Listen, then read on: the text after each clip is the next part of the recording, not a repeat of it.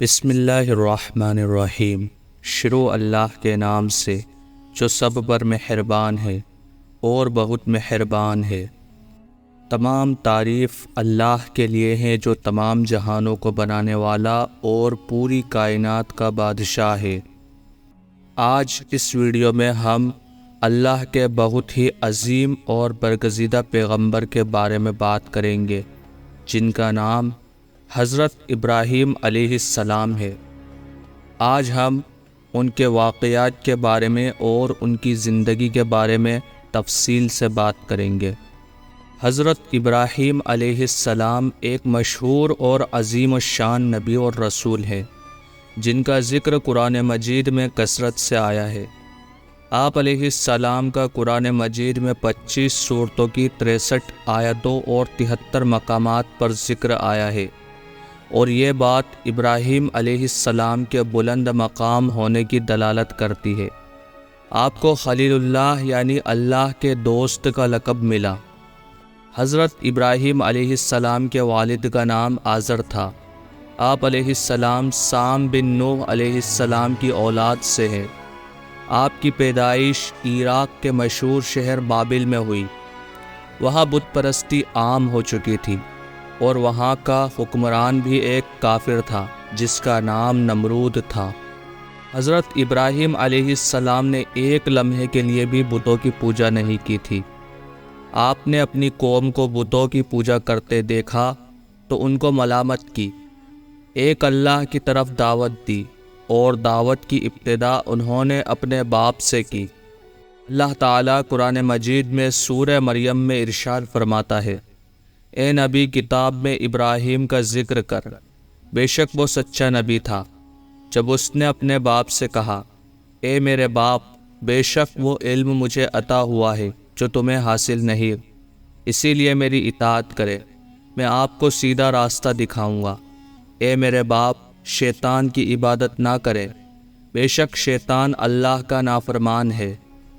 مگر افسوس، آزر پر ابراہیم علیہ السلام کی نصیحتوں کا کوئی اثر نہیں ہوا، اور اپنے بیٹے حضرت ابراہیم علیہ السلام سے کہنے لگا، اگر تو بتوں کی برائی کرنے سے باز نہ آئے گا تو میں تجھ کو پتھر مار کر ہلاک کر دوں گا، اور کہا کہ تو مجھ سے ایک مدت تک دور ہو جا، یعنی مجھ سے اتنا دور ہو جائے کہ کبھی نظر نہ آئے۔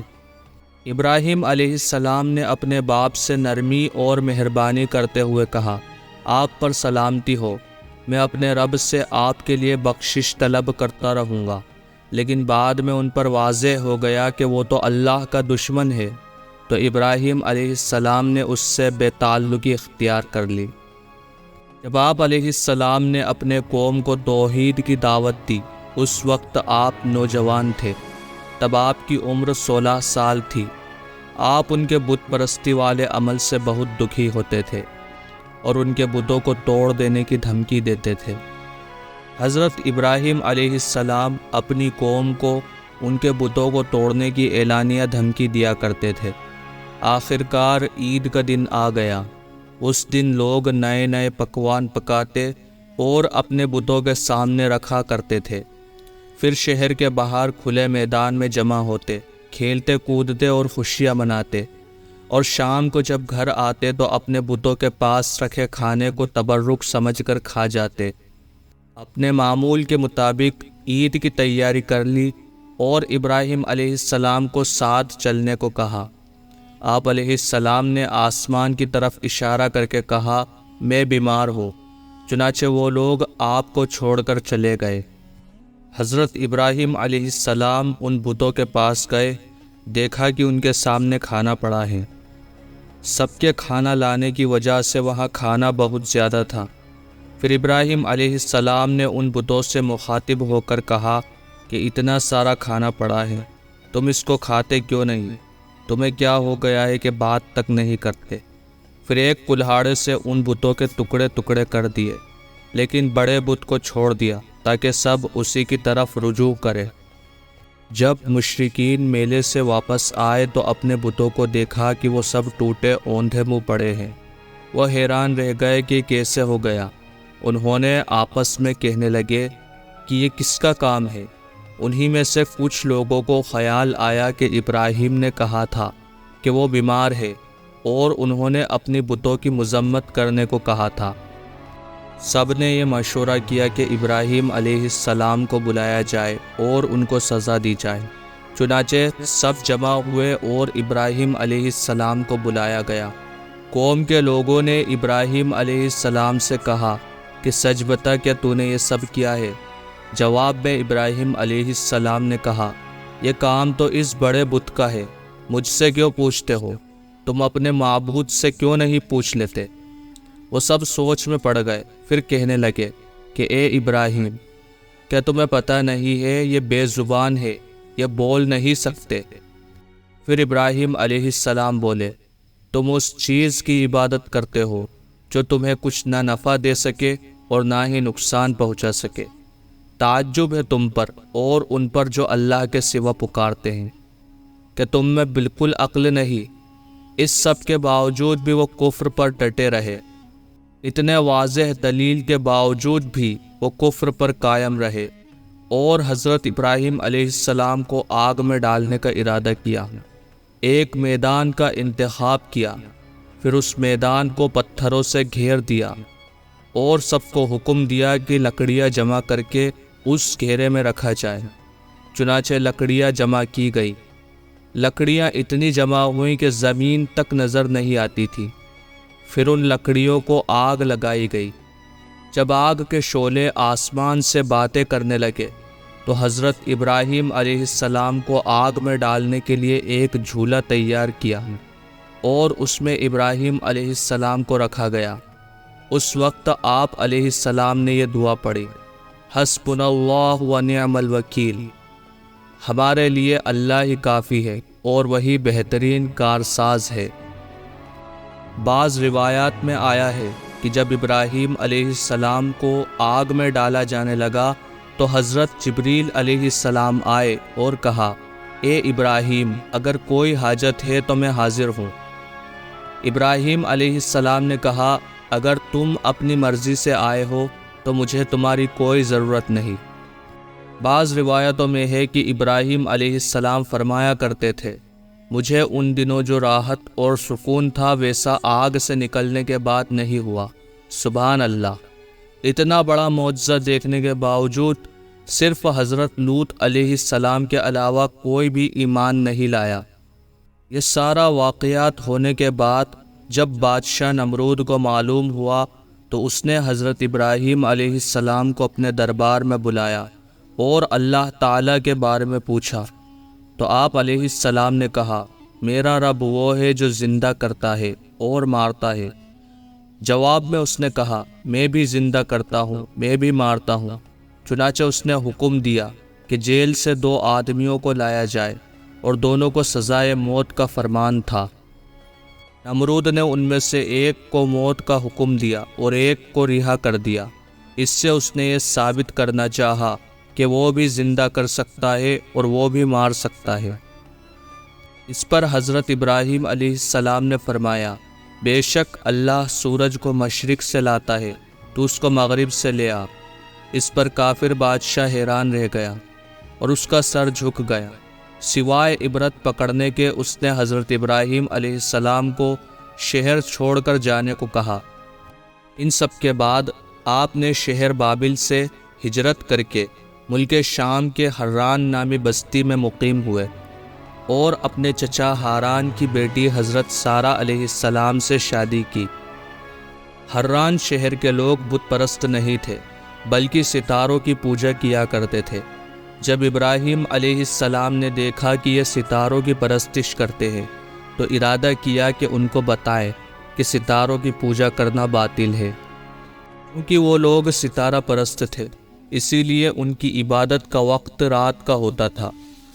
چنانچہ ابراہیم علیہ السلام یہ دکھانے کے لیے کہ ان کی عبادت باطل ہے، ایک رات اللہ نے آسمان کے دروازے اور پردے کھول دیے تو آپ علیہ السلام نے چاند، ستارے اور آسمان کی سلطنت کو دیکھا۔ حضرت ابراہیم علیہ السلام ایک رات بستی والوں کے ساتھ نکلے۔ اچانک ایک ستارہ طلوع یعنی نکلا، جو دیکھنے میں خوبصورت اور اس کی چمک دمک بہت تھی۔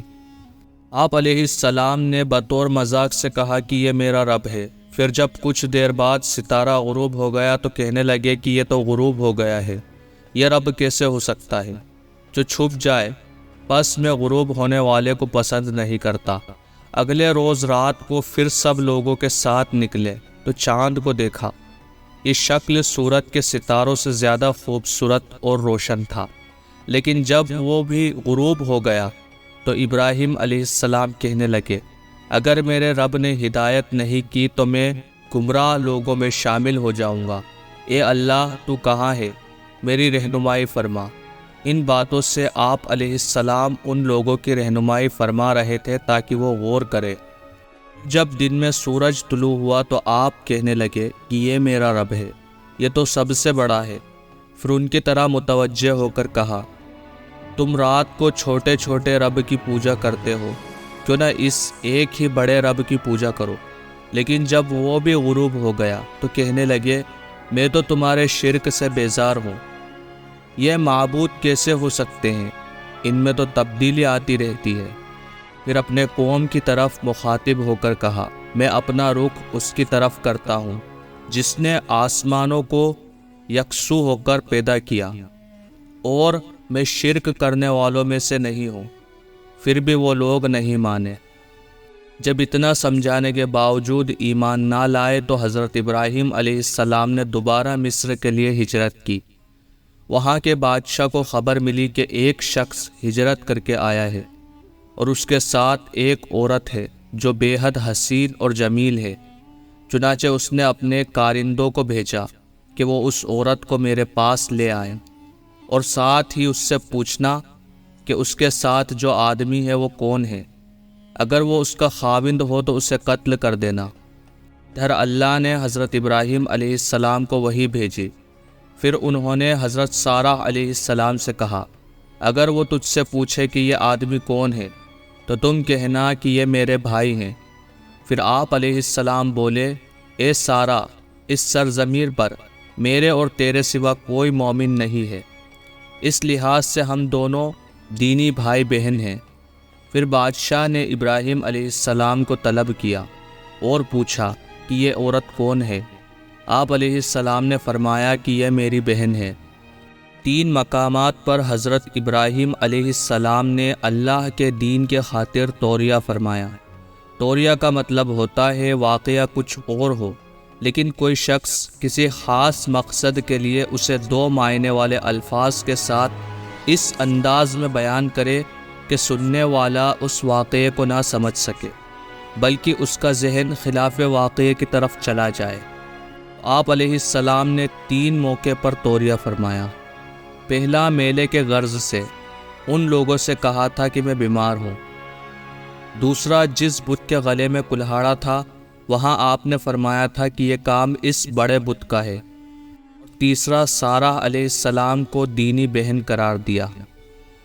جب ظالم بادشاہ نے سارہ علیہ السلام کو اپنی گرفت میں لے لیا، جب سارہ علیہ السلام کو معلوم ہوا کہ وہ بادشاہ بدکار شخص ہے تو آپ نے اللہ سے دعا کی کہ اے اللہ، تجھے معلوم ہے میں نے تجھ پر اور تیرے نبی پر ایمان لائی ہوں اور اپنے جسم کو اپنے خاوند کے سوا سب سے محفوظ رکھا ہے، لہٰذا آپ اس کافر کو مجھ پر مسلط نہ کیجیے۔ چنانچہ جب اس بادشاہ نے سارہ علیہ السلام کو پکڑنے کے لیے ہاتھ بڑھایا تو اس کا ہاتھ شل ہو گیا اور اپنی جگہ پر جم گیا۔ وہ چیخنے چلانے لگا، بڑی کوشش کی لیکن ہاتھ کو حرکت نہ دے سکا۔ یہ سب دیکھ کر سارہ علیہ السلام خوف زدہ ہو گئی اور سوچا کہ اگر یہ مر گیا تو اس کا الزام مجھ پر ہی ہوگا۔ چنانچہ آپ نے پھر سے دعا کی کہ جس کی وجہ سے اس کا ہاتھ ٹھیک ہو گیا، لیکن وہ پھر بھی نہ مانا اور پھر ہاتھ حضرت سارہ علیہ السلام کی طرف بڑھانے لگا۔ دوسری بار پھر بھی آپ نے دعا کی اور دوبارہ اس کا ہاتھ جم گیا اور پھر آپ کے دعا سے ٹھیک ہو گیا۔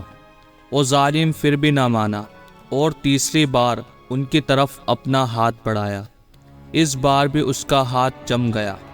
جب وہ سارہ علیہ السلام سے کہنے لگا اب کی بار اگر تو اس مصیبت سے نجات دلائے گی تو میں تجھے چھوڑ دوں گا اور کبھی تیرے آگے نہیں آؤں گا۔ چنانچہ سارہ علیہ السلام نے اللہ تعالیٰ سے دعا کی اور اس کا ہاتھ ٹھیک ہو گیا، اور وہ اپنے کارندوں سے بولا، تم نے کسی انسان کو نہیں بلکہ کسی سرکش جن کو لائے ہو۔ پھر ان کو عزت اور اکرام کے ساتھ آزاد کر دیا اور ان کی خدمت کے لیے اپنی بیٹی ہاجرہ کو ساتھ کر دیا۔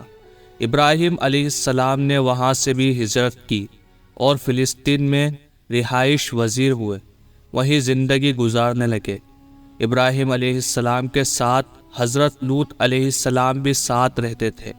ابراہیم علیہ السلام نے حضرت لوط علیہ السلام کو سدوم کی طرف بھیجا، جہاں کے لوگ سرکش اور بددین ہو چکے تھے۔ حضرت ابراہیم علیہ السلام نے کل 175 سال کی عمر میں وفات پائی۔ آپ سے پہلے حضرت ہاجرہ علیہ السلام نے وفات پائی، اور حضرت سارہ علیہ السلام نے 127 سال کی عمر میں وفات پائی۔ حضرت ابراہیم علیہ السلام کے ساتھ ساتھ حضرت لوط علیہ السلام، حضرت اسماعیل علیہ السلام، حضرت یعقوب علیہ السلام کا قصہ جڑا ہے، لیکن ایک ہی ویڈیو میں بتانا ممکن نہیں، اسی لیے ان تینوں حضرات کا قصہ الگ الگ ویڈیو میں بیان کیا جائے گا انشاءاللہ۔ اللہ تعالی ہم تمام کو پیغمبروں کے طور طریقوں پر اور ان کی نصیحتوں پر عمل کرنے کی توفیق عطا فرمائے۔ اللہ تعالی ہمارے دین اور ایمان کی حفاظت فرمائے، اور اللہ تعالی آپ کا اور ہمارا حامی اور مددگار ہو، آمین۔